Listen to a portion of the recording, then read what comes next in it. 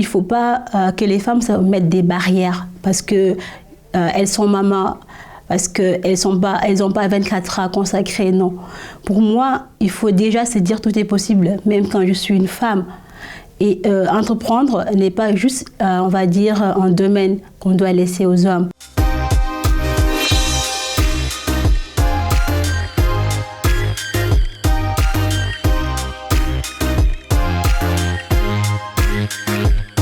Moi-même, quand je voulais envoyer de la marchandise en 2018, c'est là où je me suis rendu compte qu'il y avait le néant.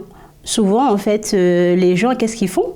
Ils vont appeler un ami qui a déjà fait appel à une personne et ils vont confier leur marchandise à cette personne-là. Ils ne savent pas si la marchandise va arriver. Et moi, je me suis dit, en 2021, c'est pas possible en fait. Et c'est là où j'ai créé la plateforme Luma. Donc sur la plateforme Luma, on va sélectionner des partenaires, donc des transitaires, qui savent faire de la logistique entre l'Europe et l'Afrique, et nous allons mettre en relation des importateurs, des exportateurs ou des particuliers de la diaspora ou des expatriés avec nos partenaires.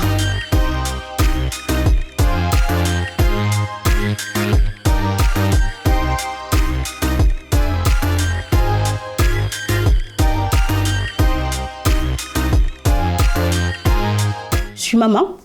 Et souvent, en fait, on dit aux enfants, il faut essayer, il ne faut pas abandonner, on les pousse.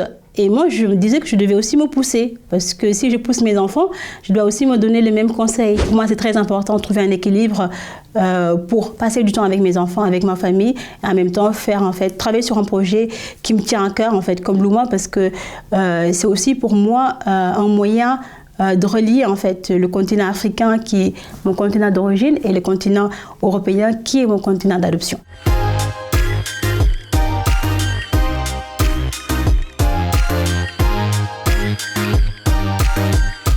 Et ce que je trouve en fait formidable sur ce programme-là, c'est que c'est très concret et pragmatique. On est vraiment accompagné par des coachs, par des experts en fait qui connaissent très bien l'entrepreneuriat et qui nous conseillent. Moi, ce que je trouve essentiel aussi, c'est qu'en fait on est en communauté avec d'autres femmes en fait entrepreneurs et en fait on s'échange nos best practices, on s'échange aussi nos difficultés, nos challenges et c'est ça qui nous fait avancer le réseau.